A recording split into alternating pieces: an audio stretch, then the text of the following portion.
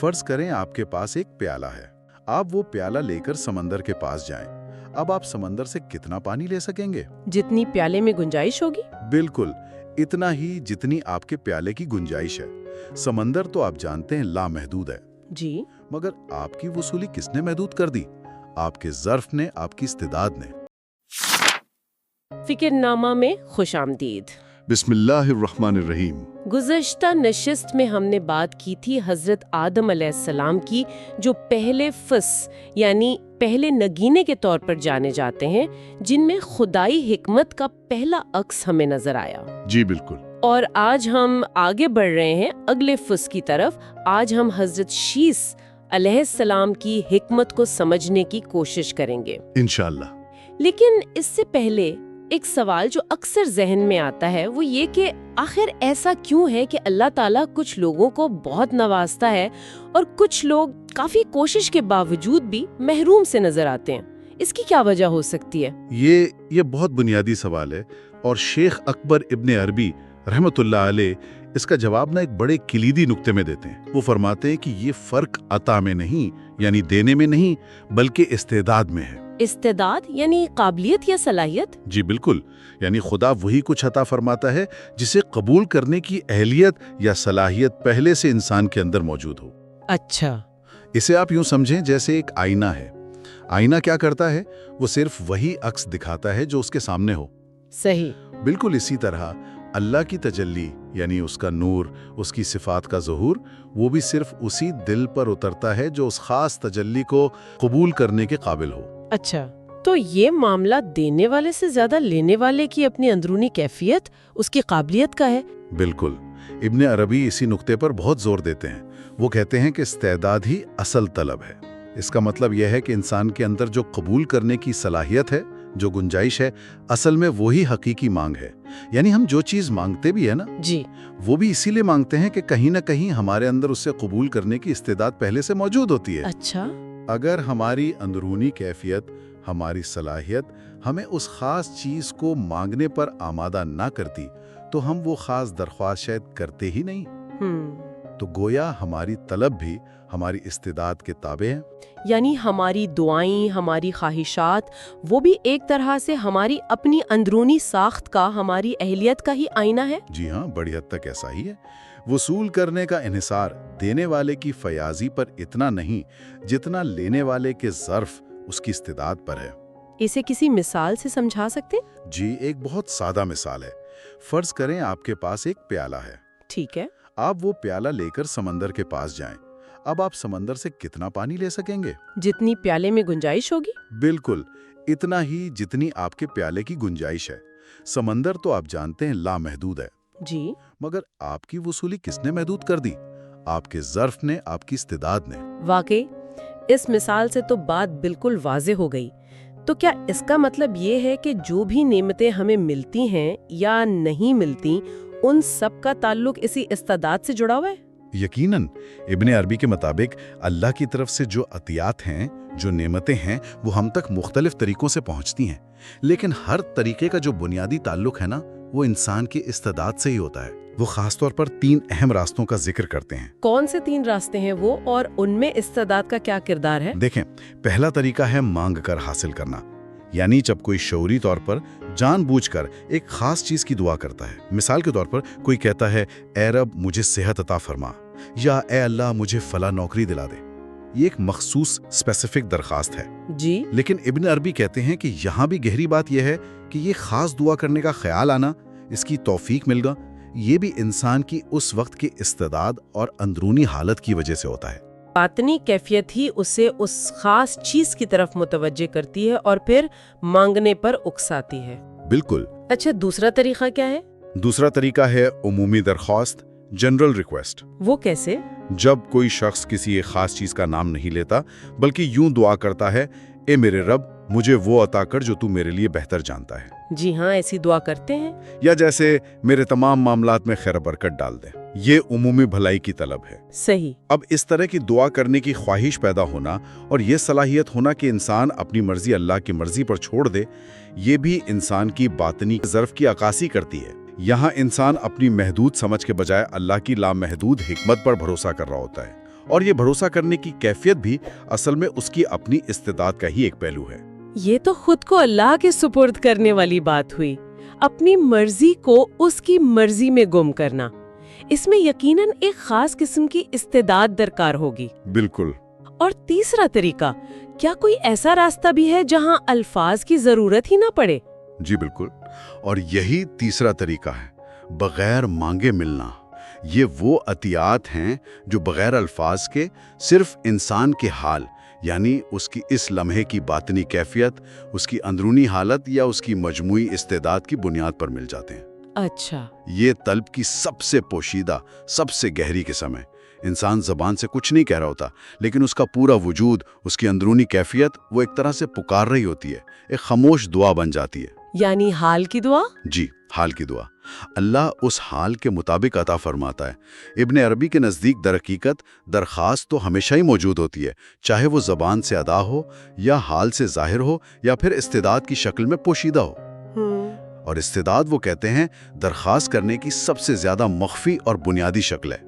तो खुलासा ये हुआ कि चाहे हम कोई खास चीज मांगें या उमूमी खैर तलब करें या फिर जुबान से कुछ ना भी कहें, हर सूरत में जो कुछ हमें मिलता है उसका इन्हिसार बुनियादी तौर पर हमारी अपनी अंदरूनी सलाहियत, हमारी इस्तेदाद, हमारे ज़र्फ पर ही है। बिल्कुल दुरुस्त, आपने सही समझा। और इसी गहरे नुक्ते को इब्ने अरबी रहमतुल्लाह अलैह एक बहुत ही खूबसूरत और ताकतवर तशबीह से मजीद वाज़े करते हैं, जी, जिसका जिक्र हमने बिल्कुल शुरू में किया था, आईने की मिसाल। जी, वो आईने वाली बात, इसे थोड़ा और खोलेंगे? क्या राज है इसमें? वो फरमाते हैं, आईना सिर्फ वही दिखाता है जो सामने हो। अल्लाह आपका आईना है और आप उसका आईना है। अल्लाहु अकबर, अल्लाह हमारा आईना और हम उसका आईना, इसका क्या मतलब है? इसका मतलब यह है कि जब अल्लाह की तजल्ली, उसका नूर या उसकी सिफात का ज़ुहूर हम पर होता है, तो हम उस तजल्ली में, उस इलाही आईने में दरअसल अपनी ही सूरत देखते हैं, यानी अपनी इस्तिदाद, अपनी काबिलियत, अपनी हकीकत का अक्स। जैसे हम आईने में अपनी शक्ल देखते हैं, आईने को नहीं। सही। हम बराह रास्त खुदा की ज़ात को नहीं देखते, बल्कि उसकी तजल्ली के आईने में अपनी इस्तिदाद के मुताबिक अपना आप पहचानते हैं। और ये कि हम अल्लाह का आईना है, उसका क्या मतलब हुआ? हम अल्लाह का आईना इस तरह हैं कि अल्लाह अपने अस्माओ सिफात, यानी अपने नामों और खूबियों को, जैसे इल्म है, कुदरत है, रहमत है, जी, उनका जलवा हमारे वजूद में देखता है। हमारी ज़ात, हमारी खूबियाँ, हमारी कमज़ोरियाँ, हमारी इस्तिदाद, ये सब अल्लाह के मुख्तलिफ नामों और सिफात के मज़ाहिर हैं। वो अपनी सिफात को हमारे ज़रिए इस दुनिया में ज़ाहिर करता है, लेकिन ये ज़ुहूर भी हमारी इस्तिदाद के मुताबिक ही होता है। यानी जिसका आईना जितना साफ होगा। बिल्कुल, जिसका आईना जितना साफ, जितना बड़ा और जितना दुरुस्त ज़ाविये पर होगा, उतना ही वाज़े और मुकम्मल अक्स उसमें नजर आएगा। तो हमारी इस्तिदादी ये तयन करती है कि अल्लाह की कौन सी सिफात हम में किस हद तक जाहिर होंगी। ये तो वाकई बहुत गहरा नुक्ता है। कायनात और इंसान का ताल्लुक एक बिल्कुल नए जाविये से समझ में आता है। अच्छा, इस सारी गुफ्तगू से ख़ास तौर पर ये जो इस्तिदाद का मरकज़ी ख्याल है, हमारी रोज़मर्रा ज़िंदगी के लिए क्या अमली रहनुमाई मिल सकती है? अगर कोई ये समझ ले कि असल चीज़ इस्तिदाद है, तो उसके लिए क्या असबाक हैं? इस गहरी समझ से कम दो बहुत अहम अमली नुकात हम अखज़ कर सकते हैं। जी। पहला नुक्ता तो इस सूरत हाल से मुतालिक है जब कोशिश नाकाम हो रही हो। ये तो बहुत आम मसला है। जी, अगर कोई शख्स मुसलसल मेहनत कर रहा है, दुआ भी मांग रहा है, लेकिन उसे अपनी ख्वाहिश या कोशिश का फल नहीं मिल रहा, तो बजाय मायूस होने या सिर्फ बैरूनी हालात को इल्ज़ाम देने के, उसे अपने अंदर झांकने की ज़रूरत है। इब्ने अरबी के नज़रिए की रोशनी में उसे ये देखना चाहिए कि क्या उसकी अंदरूनी हालत, उसका हाल, उसकी इस्तिदाद उस मांगी जाने वाली चीज़ के साथ हम आहंग है। मतलब कहीं ऐसा तो नहीं कि वो जुबान से तो सब्र मांग रहा हो, मगर अंदर से बेचैनी और गुस्से से भरा हुआ हो। सही। क्या इसका बातनी ज़र्फ उस नेमत को कबूल करने और संभालने के लिए तैयार भी है? अच्छा। जैसा कि कहा गया है, इंसान अपनी ज़ात के दरख्त से ही अपनी काश्त के फल जमा करता है। तो खुद शनासी, अपने आप को समझना और अपनी दाखिली रुकावटों को पहचानना, ये पहला कदम है। यानी ناکامی کی صورت میں اپنی اندرونی کیفیت اور مانگی جانے والی چیز کے درمیان تضاد کو تلاش کیا جائے، یہ واقعی ایک بہت عملی نقطہ نظر ہے۔ اور دوسرا نقطہ کیا ہے؟ دوسرا نقطہ براہ راست اسی سے جڑا ہے، استعداد کو کیسے بڑھایا جائے۔ جی، یہ تو اہم سوال ہے۔ اگر ملنے کا دار و مدار استعداد پر ہے تو یہ سوال فطری ہے کہ کیا ہم اپنی استعداد کو بہتر بنا سکتے ہیں؟ کیا اسے بڑھایا جا سکتا ہے؟ تو کیا جواب ہے اس کا؟ ابن عربی اور دیگر صوفیہ کے نزدیک جواب ہاں میں ہے۔ اگرچہ استعداد کا ایک پہلو ہماری فطرت اور تقدیر سے جڑا ہے، جسے وہ عین ثابتہ کہتے ہیں۔ عین ثابتہ؟ جی، یعنی وہ بنیادی حقیقت جو ازل سے متعین ہے، لیکن اس کا ایک قابل ذکر پہلو ہمارے ارادے، ہماری کوشش اور ہمارے عمل سے تعلق رکھتا ہے۔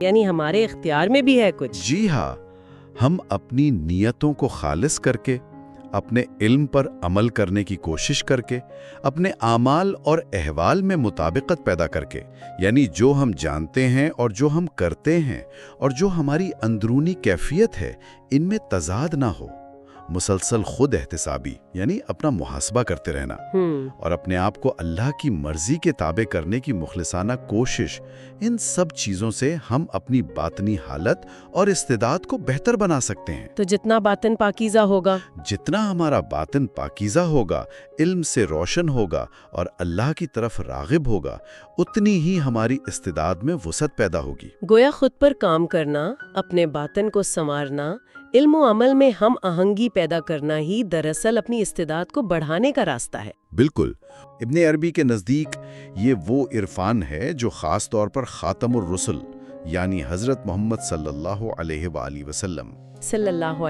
وسلم اور خاتم الاولیاء یعنی ولایت کے سلسلے کو مکمل کرنے والی ہستی، ان سے تعلق رکھتا ہے۔ اس کا کیا مطلب ہے؟ کیا یہ علم صرف انہی ہستیوں کے لیے مخصوص ہے یا اس سے مراد کچھ اور ہے؟ مخصوص ہونے سے زیادہ مراد یہ ہے کہ اس علم کا کامل ترین ظہور اور اس کا جو منبع ہے وہ یہ دو عظیم ہستیاں ہیں۔ اچھا، دیگر انبیاء اور اولیاء بھی اس گہرے علم تک یعنی استعداد، آئینہ، تجلی الہی کے راز تک رسائی حاصل کرتے ہیں، لیکن ابن عربی کی تشریح کے مطابق وہ گویا انہی مہروں یعنی خاتم الرسل اور خاتم الاولیاء کے نورانی سرچشمے سے فیضیاب ہوتے ہیں۔ یعنی علم کا اصل منبع ایک ہی ہے؟ جی، منبع ایک ہی ہے جو اللہ کی ذات ہے، لیکن انسانیت تک اس کی کامل ترین ترسیل ان دو ذریعوں سے ہوتی ہے۔ یہ کوئی درجے بندی یا فضیلت کی بحث نہیں ہے۔ صحیح۔ اصل زور علم کے منبع کی وحدت اور اس کی گہرائی پر ہے، جس کی کنجی استعداد کو سمجھنا ہے۔ یعنی علم کا سرچشمہ ایک، مگر اس کی کامل سمجھ اور تقسیم کے خاص ذرائع ہیں، جن میں خاتم الرسل صلی اللہ علیہ وآلہ وسلم اور خاتم الاولیاء کو مرکزی حیثیت حاصل ہے۔ یہ بات اب واضح ہوئی۔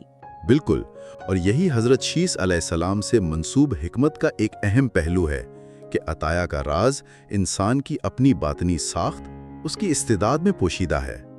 تو آج ہم نے جانا کہ عطیہ یعنی نعمت کا ملنا یہ دعا سے پہلے دل کی ساخت سے جڑا ایک راز ہے، اور یہ کہ اللہ کی روشنی ہمیشہ اسی دل میں اترتی ہے جو اسے سنبھال سکتا ہے، یعنی جس میں استعداد ہو۔ اگلے حصے میں ہم انشاءاللہ دیکھیں گے کہ جب انسان اس راز کو پہچان لیتا ہے تو اس کے علم اور ایمان کا سفر کیسے بدل جاتا ہے۔ اگر آپ بھی اس روحانی سفر کا حصہ بننا چاہتے ہیں تو فکر نامہ کو سبسکرائب کیجیے، کیونکہ یہ سفر صرف سمجھنے کا نہیں، بدل جانے کا ہے۔